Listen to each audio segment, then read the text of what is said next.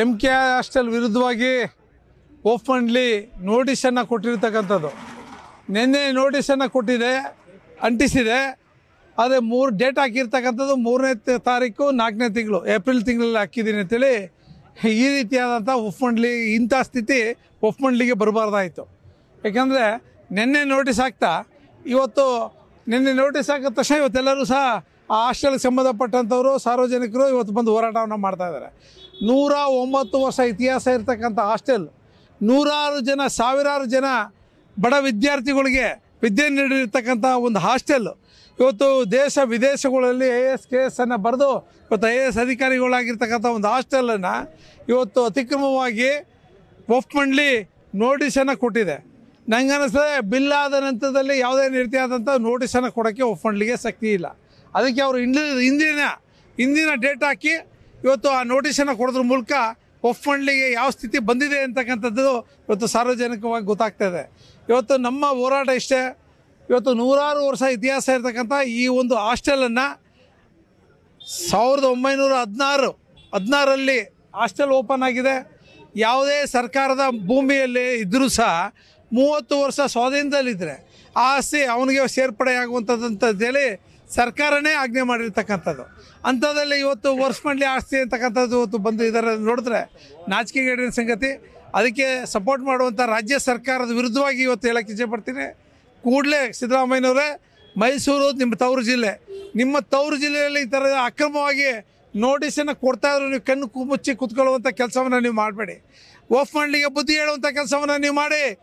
109 ವರ್ಷ ಇತಿಹಾಸ ಇರ್ತಕ್ಕಂಥ ಒಂದು ಹಾಸ್ಟೆಲ್ MK ಹಾಸ್ಟೆಲನ್ನು ಅವತ್ತಿನ ಕಾಲದಲ್ಲಿ ದಾನ ಧರ್ಮಗಳನ್ನ ಮಾಡುವಂಥವ್ರು ಹಾಸ್ಟೆಲನ್ನ ಕಟ್ಟಿಸಿದ್ದಾರೆ. ಅವತ್ತು ಅಧ್ಯಕ್ಷರಾಗಿ ಕೆಲಸವನ್ನು ಮಾಡಿರ್ತಕ್ಕಂಥವ್ರು ಅನೇಕ ಜನ ಇದ್ದಾರೆ. ಅವರ ಕುಡಿ ಇವತ್ತು ನಮ್ಮ ಮುಂದೆ ಇದೆ. ಇವರು ಸಹ ಇವತ್ತೊಂದು ದಿನ ಅದನ್ನು ಅಧ್ಯಕ್ಷ ಸ್ಥಾನದಲ್ಲಿ ಕೂತು ಇದನ್ನು ಮುಂದುವರಿಸ್ಕೊಳ್ಳುವಂಥ ಕೆಲಸವನ್ನು ಮಾಡ್ತಾ ಇದ್ದಾರೆ. ಬಡವರಿಗೆ ಬಡವ್ರ ಮಕ್ಕಳುಗಳಿಗೆ ವಿದ್ಯಾವಂತರಾಗಿ ಮಾಡಲಿಕ್ಕೆ ಒಂದು ಅವಕಾಶವನ್ನು ಮಾಡಿಕೊಟ್ಟಿದ್ದಾರೆ.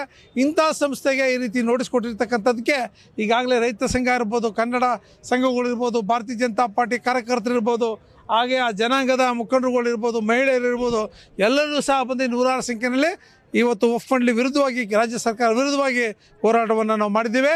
ಯಾವುದೇ ಕಾರಣಕ್ಕೂ ಈ ಹಾಸ್ಟೆಲ್ ಬಿಡೋ ಪ್ರಶ್ನೆನೇ ಇಲ್ಲ.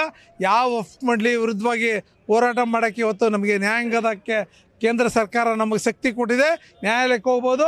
DC ಅವರು ಇದಕ್ಕೆ ಮಧ್ಯಪ್ರವೇಶ ಮಾಡಬೇಕು ಅಂತಕ್ಕಂಥ ಮನವಿಯನ್ನು ಸಂದರ್ಭದಲ್ಲಿ ಮಾಡಿ ಇವತ್ತೇನು ಅನಧಿಕೃತವಾಗಿ ನೋಟಿಸ್ ಕೊಟ್ಟಿದ್ದಾರೆ. ಈ ನೋಟಿಸ್ಗೆ 3 ಕಾಸಿನ ಕವಡೆ ಕಿಮ್ಮತ್ತಿನ ಬೆಲೆನೂ ಸಹ ಇಲ್ಲ. ಯಾಕಂದರೆ ನಿನ್ನೆ ಇವತ್ತು ಕೊಟ್ಟಿರೋದು ಕೆಲಕ್ಕೆ ನಮಗೆ ದಾಖಲೆ ಇದೆ. ಇಲ್ಲಿ CC ಕ್ಯಾಮ್ರಾದಲ್ಲಿ ರೆಕಾರ್ಡ್ ಆಗಿದೆ.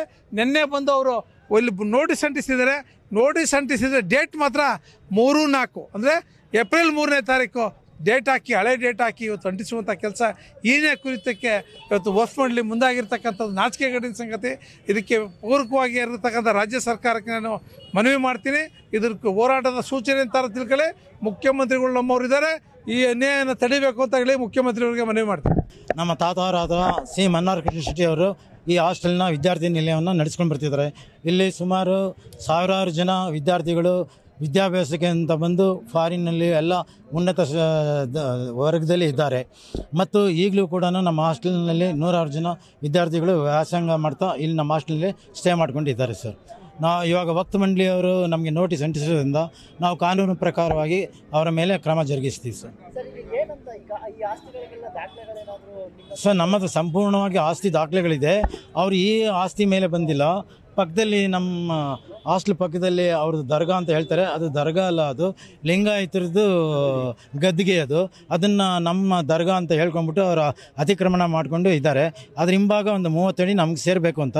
ಅವರಿಗೆ 30 ಅಡಿ ಎಲ್ಲ 30 ಸೆಂಟಿಮೀಟ್ರ್ ಕೂಡ ಅವ್ರಿಗೆ ಸೇರಬೇಕಾಗಿಲ್ಲ.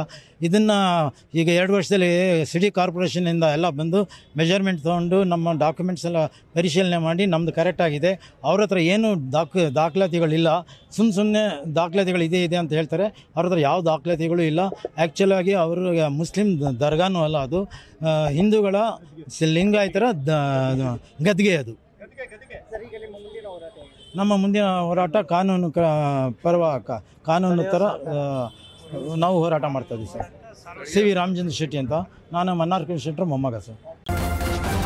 ನ್ಯೂಸ್ ಫಸ್ಟ್ ನಿರ್ಭೀತಿಯಿಂದ ನಿಮ್ಮ ಪರವಾಗಿ.